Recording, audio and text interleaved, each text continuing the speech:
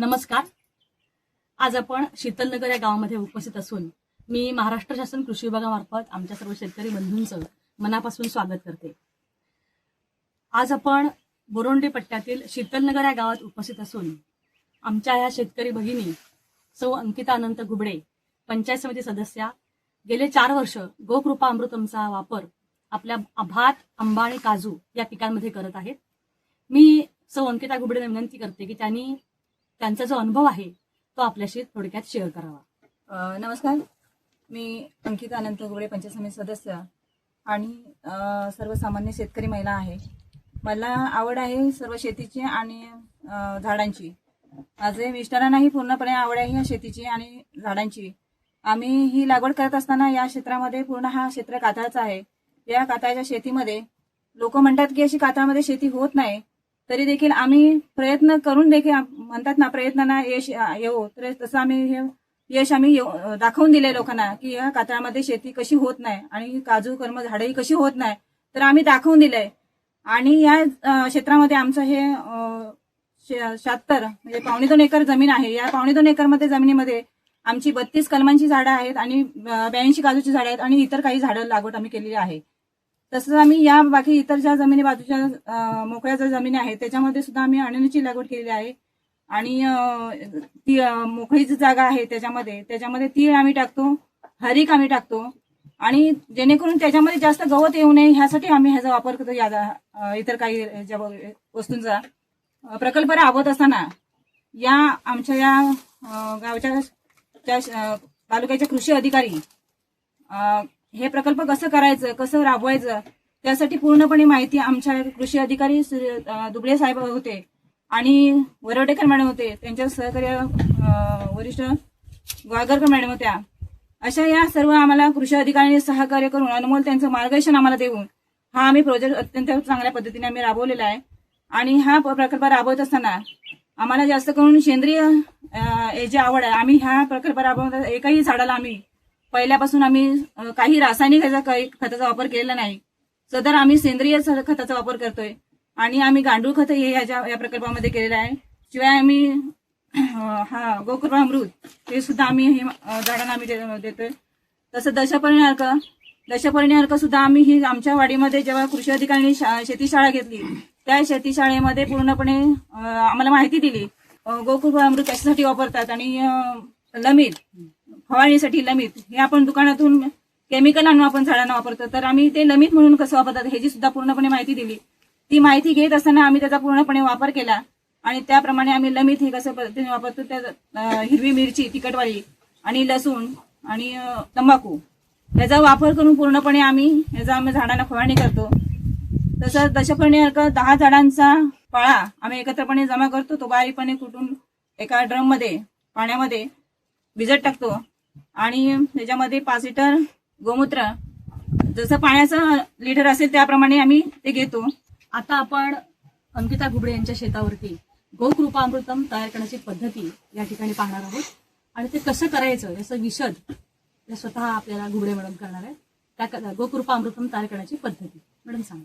नमस्कार, मी आता ही 500 लिटरची टाकी आहे. ही 500 लिटरची टाकी पूर्णपणे भरलेली आहे. थोडा पाणी कमी केलेलं आहे. त्याच्यामध्ये हा मी 4 लिटर गीर गाईचं ताक टाकते. देशी गाईचं ताक आहे. हे पूर्णपणे ह्याच्यामध्ये मी ह्या ओतलेलं आहे. दुसरं हे काळा गुळ आहे. हा काळा गुळ आपण ह्या पाण्यामध्ये पूर्णपणे याच टाकीतलं पाणी घेतलेलं आहे आणि याच टाकीमध्ये पाण्यामध्ये हा पूर्ण काळा गुळ 5 किलो काळा गुळ आहे. हा काळा गुळ पूर्णपणे ह्या पाण्यामध्ये विरघळलेला आहे. हे ह्याच्यामध्ये टाकलेलं आहे.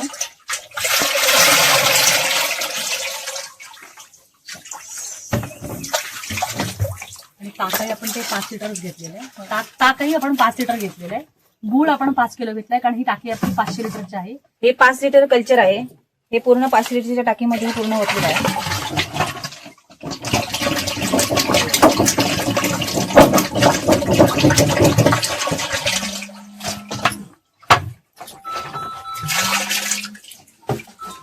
हे पूर्ण ह्या टाकीमध्ये मिश्रण ओतल्यानंतर ही काठी आहे लाकडाची, या लाकडाच्या काठीने पूर्णपणे असं घुसळायचं आहे पूर्णपणे.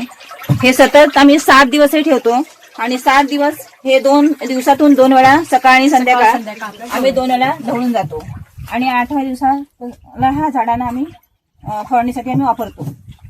मी शेती जवळजवळ आता 10 वर्षांनी शेतीची लागवड करतो आणि शेतीची लागवड करत असताना नाचणी, भात, वरी आणि तीळ, काळा तीळ, हरीक पारंपरिक पद्धतीने हा जुन्या पिढीतून काळातून हा हरीक आम्ही पाहायला बघितला नव्हता. तो आता आम्ही चालू केलेला आहे आणि ह्या प्लॉटला मी केला होता.